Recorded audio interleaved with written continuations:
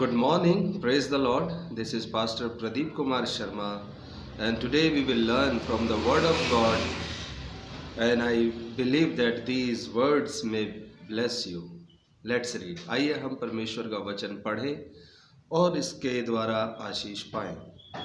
आज परमेश्वर का वचन है सभोपदेशक की पुस्तक अध्याय 4 और वचन 7 से लेकर के 12 तक। आज इस वचन का विषय है परमेश्वर हमारा हर पल का साथी है।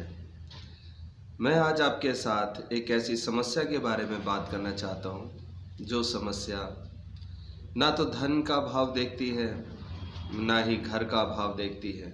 आप भूखे हैं या आपका पेट भरा हुआ है, आपके जेब में पैसे हैं या आपकी जेब खाली है। ये समस्या ने अधिकतर लोगों को ग्रसित कर रखा है और ये समस्या है अकेलेपन की समस्या, लोनलीनेस, अकेलापन। और ज़्यादातर लोग जिनके बैंकों में करोड़ों लाखों रुपए भरे हों, वे भी इस समस्या से बचे नहीं हैं। उनके भी जीवन के अंदर ये अकेलापन आ चुका है और ये अकेलापन आज की समस्या नहीं है। परमेश्वर के वचन में आज से लगभग 3000 वर्ष पहले इस अकेलेपन को लेकर के परमेश्वर ने अपने वचन कहे हैं। आइए हम इन वचनों पर ध्यान दें। सभोपदेशक की किताब अध्याय 4 वचन 7, यहाँ इस प्रकार लिखा है, फिर मैंने धरती पर यह भी व्यर्थ बात देखी, कोई अकेला रहता है और उसका कोई नहीं, न उसके बेटा है न भाई, तो भी उसके परिश्रम का अंत नहीं होता। न उसकी आंखें धन से संतुष्ट होती है, न वह कहता है मैं किसके लिए परिश्रम करता हूँ और अपने जीवन को सुख रहित रखता हूँ। यह भी व्यर्थ और निरा दुख भरा काम है। यहाँ पर परमेश्वर का वचन कहता है कि अकेलापन और उसके बाद भी काम का अंत नहीं है, उसकी परिश्रम का कोई अंत नहीं है। वो कमाए जा रहे हैं, मेहनत करे जा रहे हैं, लेकिन जब वो घर में आते हैं तो उनका कोई साथी नहीं है। उस साथ को ढूंढने के लिए अक्सर लोग नशे का सहारा ले लेते हैं, गलत रास्तों पे चले जाते हैं। बहुत बार हमारे नौजवान भाई, हमारे बड़े लोग, हमारे बुज़ुर्ग लोग, वे सब इस अकेलेपन के शिकार हैं। काम के समय लगता है सब अच्छा है, मेरे सारे दोस्त हैं, लेकिन जब काम का समय ख़त्म हो जाता है तो अकेलापन घेर लेता है। एक स्टूडेंट कॉलेज के अंदर, स्कूल के अंदर बहुत अच्छे से रह लेता है, लेकिन जब वो घर के अंदर आता है तो वहाँ उसे अकेलापन दिखाई देता है। वो अपने पेइंग गेस्ट, जहाँ पर वो पे करके रहते हैं, अकेले रहते हैं और ये अकेलापन उनको बुराई की ओर खींच के ले जाता है।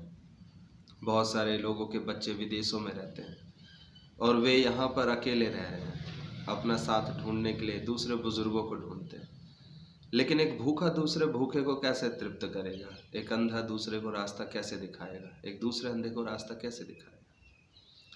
अंत में उनका अकेलापन उनको खा जाता है। उनकी खुशियाँ सिर्फ दिखाने भर की रहती हैं, पर उनके दिल खाली होते हैं। इस समस्या से परमेश्वर ने बहुत वर्ष पहले अपने वचनों को मानव जीवन के लिए कहा है, क्योंकि वो जानते हैं उन्होंने मनुष्य को अकेले रहने के लिए नहीं बनाया। उत्पत्ति की किताब अध्याय 2 वचन 18 में परमेश्वर ने जब मनुष्य को बनाया तो वहाँ पर साफ कहा है कि मनुष्य का अकेला रहना अच्छा नहीं। परमेश्वर जानते हैं कि मनुष्य को संगति के लिए बनाया गया है।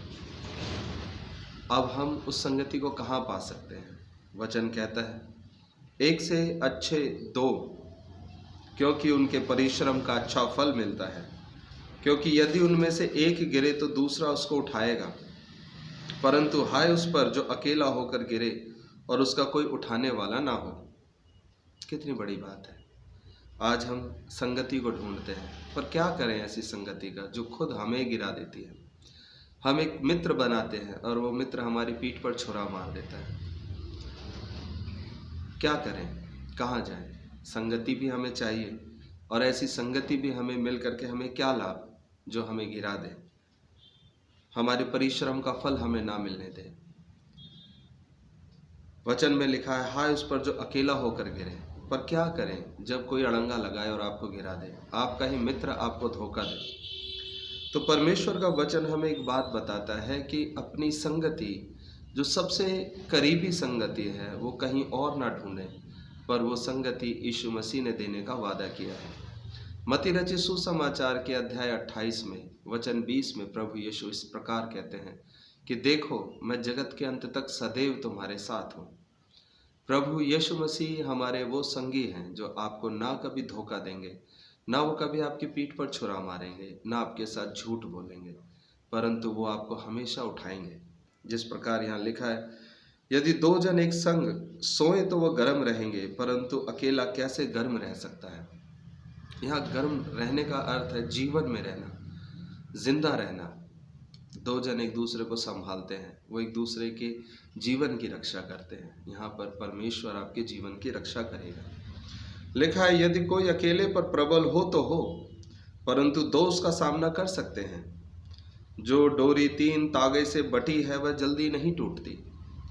यहाँ 2 के बाद ये 3 तागे की बात आई है। 3 धागे से जो डोरी बटी होती है वो जल्दी नहीं टूटती।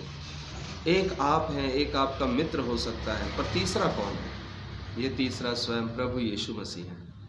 यदि आप यीशु मसीह को अपने जीवन के अंदर जगह देते हैं, आप पिता परमेश्वर को अपने जीवन में जगह देते हैं, यीशु मसीह और पिता परमेश्वर दोनों एक ही हैं, तो आप टूटने वाले नहीं होंगे। ना तो आपको कंगाली तोड़ सकती है, ना आपको अकेलापन तोड़ सकता है, वरन आप सामर्थ्य व्यक्ति रहेंगे, आप गर्म रहेंगे, आप जोशीले रहेंगे, आप एक अच्छी जिंदगी को जिएंगे। यदि आज आप अकेले हैं, मैं आपके लिए प्रार्थना करता हूँ।